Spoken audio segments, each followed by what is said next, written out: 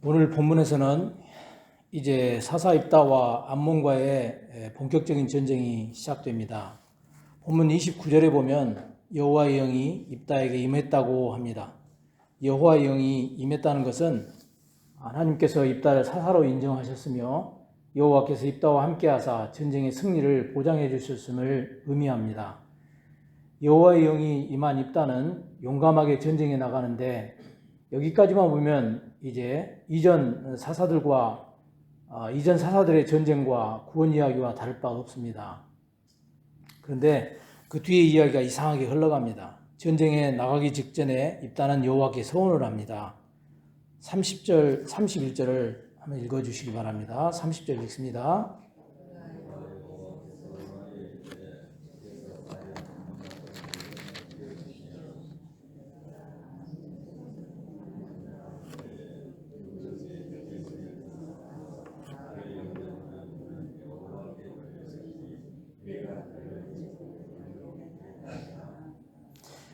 입다는 지금 전쟁의 승리를 얻으면 자기 집에서 처음 아중 나온 사람을 제물로 바치겠다고 서원합니다.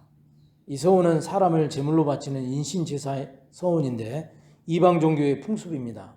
이방 종교에서는 신을 감동시켜 소원을 성취하기 위해 사람을 제물로 바치는 일이 있습니다. 하지만 하나님은 율법에서 사람을 제물로 바치는 일을 엄히 금지시켰습니다. 그런데 입다는 이스라엘 사사임에도 불구하고 이런 인신제사 서원을 한 것입니다. 입다가 이런 서원을 하는 것은 그가 이방 종교에 상당히 물들어 있음을 보여줍니다. 아울러 이번 전쟁에서 확실히 승리하리라는 믿음이 없음을 보여줍니다. 이 전쟁은 입다에게 아주 중요합니다. 이 전쟁에서 이기면 그는 길르앗의 최고 통치자가 됩니다. 단번에 인생 역전이 이루어지는 것입니다. 하지만 패배하면 모든 것이 물거품으로 돌아가 버립니다. 입다는 자신의 운명이 걸린 이 전쟁에서 사람을 제물로 바치겠다고 하면서까지 승리를 보장받고 싶었던 것입니다.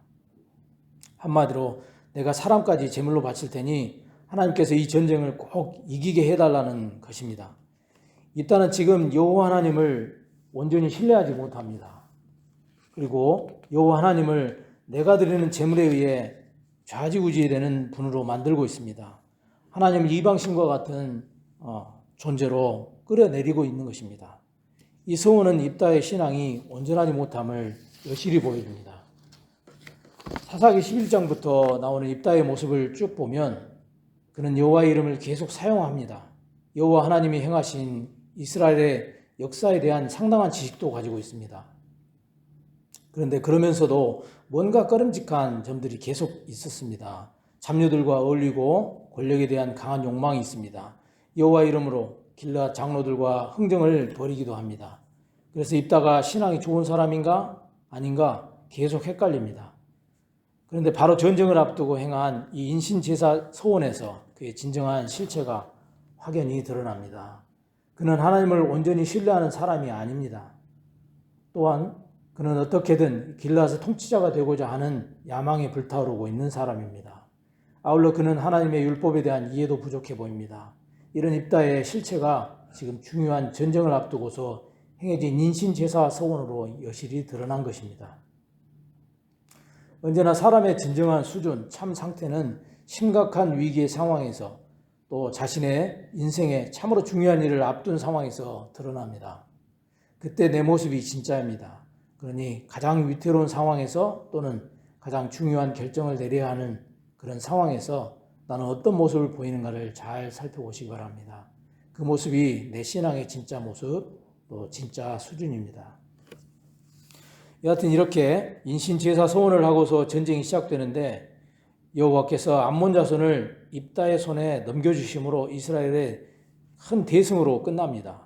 이 승리는 입다가 대단해서 얻은 승리가 결코 아닙니다. 오랜 압제에서 이스라엘을 구원해 주시려는 하나님의 긍휼로 인한 승리입니다.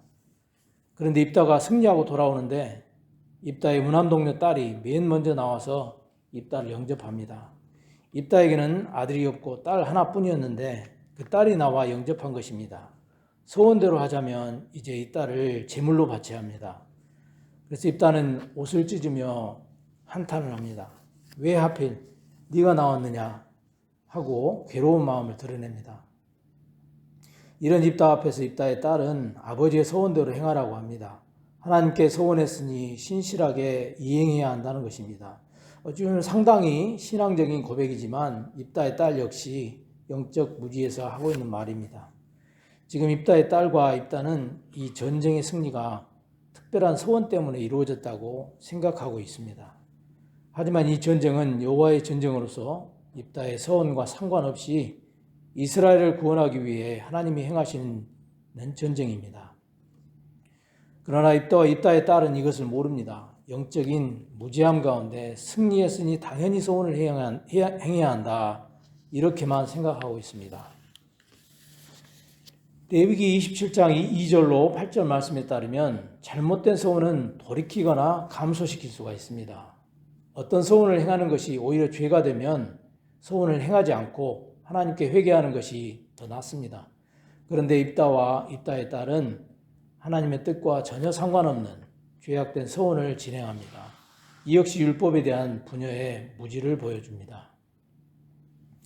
결국 입다는 자신의 딸을 제물로 바칩니다. 그리고 하나뿐인 딸이 희생되는 아픔 가운데 자신이 그토록 원했던 길앗의 머리자리를 차지하게 됩니다. 여러분, 이 전쟁은 이스라엘의 구원을 위한 여호와의 전쟁으로서 얼마든지 기쁨의 승리로 끝날 수 있는 전쟁이었습니다. 하지만 입다는 하나님에 대한 불신앙, 그리고 자신의 강한 욕망, 그리고 부패한 이교적 관습의 영향으로 이 전쟁을 혼탁하게 만들었습니다. 이 전쟁을 온전한 여호와의 전쟁으로 드리지 못했기에 승리 역시 온전한 기쁨이 되지 못했습니다. 자신의 하나뿐인 딸이 죽어나가는 상처 가득한 승리가 되고 만 것입니다. 이렇게 된 이유는 다른 것이 아닙니다. 자신의 욕망을 위해 하나님의 이름으로 흥정하는 모습, 율법의 말씀에 대한 무지, 이방 종교의 풍습에 물들어 있는 모습, 이런 것들이 복합되어서 가슴 아픈 결과를 초래한 것입니다. 그러므로 오늘 우리는 바른 신앙으로 서야겠습니다. 바른 신앙은 하나님의 이름으로 거래하거나 흥정하지 않습니다. 또 하나님께 조건을 걸면서 말하지 않습니다. 내가 이것을 하겠으니 뭘 해달라, 또는 내가 이만큼 하겠으니 뭘 해달라, 이런 식으로 나가지 않습니다.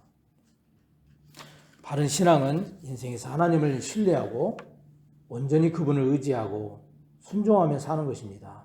바른 신앙은 하나님의 말씀에 무지하지 않습니다. 하나님의 말씀을 잘 알고 그 말씀에 근거해 움직입니다. 그리고 바른 신앙은 세상의 죄악된 풍조와 이방 종교로부터 확실히 구별됩니다. 이런 바른 신앙이 있어야 승리가 진정한 승리가 되고 성공도 진정한 성공이 됩니다. 이를 잘 기억하시고 우리는 언제나 바른 신앙으로 살아갈 수 있기를 바랍니다. 기도하겠습니다. 사랑과 은혜가 풍성하신 아버지 하나님, 오늘 말씀을 통해 우리 자신을 돌아보게 하시니 감사합니다. 하나님께서 이미 함께 하시고 일하고 계심에도 불구하고 우리의 생각과 걱정과 두려움을 앞세우며 하나님을 온전히 신뢰하지 못했던 모습을 고백합니다. 입다가 하나님의 영이 임한 후에도 자신의 소원으로 하나님을 붙들려 했던 것처럼 우리도 때로는 하나님의 은혜보다 우리의 결심과 방법을 의지하며 살아왔음을 용서해 주시옵소서. 주님, 우리에게 하나님을 이용하는 믿음이 아니라 하나님을 신뢰하는 믿음을 허락하여 주시옵소서. 무언가를 얻기 위해 하나님을 찾는 것이 아니라 하나님께서 이미 우리와 함께 하신다는 약속을 붙들고 살아가게 하옵소서. 우리의 부족함보다 크신 하나님의 은혜를 바라보게 하시고 오늘 하루도 우리의 길을 인도하시는 주님을 의지하며 살아가게 하시옵소서. 오늘도 기도하는 자리로 불러주심을 감사합니다. 간구하는 성도들에게 선한 응답 허락하여 주시옵소서. 진행되고 있는 우리 중고청 연합수련회에도 풍성한 은혜를 주시기를 원합니다. 참여하는 모든 영혼들이 우리 주님의 십자가의 사랑을 확신하고 감격하며 믿음을 가지고 신실한 그리스도의 제자로 살게 하시옵소서. 안전사고 없게 하여 주시고 수련회가 모두에게 정말 귀하고 소중하며 유익한 순간들이 다 될 수 있도록 인도하여 주시옵소서. 감사하며 사랑과 인자하심이 영원하신 우리 주 예수 그리스도의 이름으로 기도하옵나이다. 아멘. 하늘에 계신 우리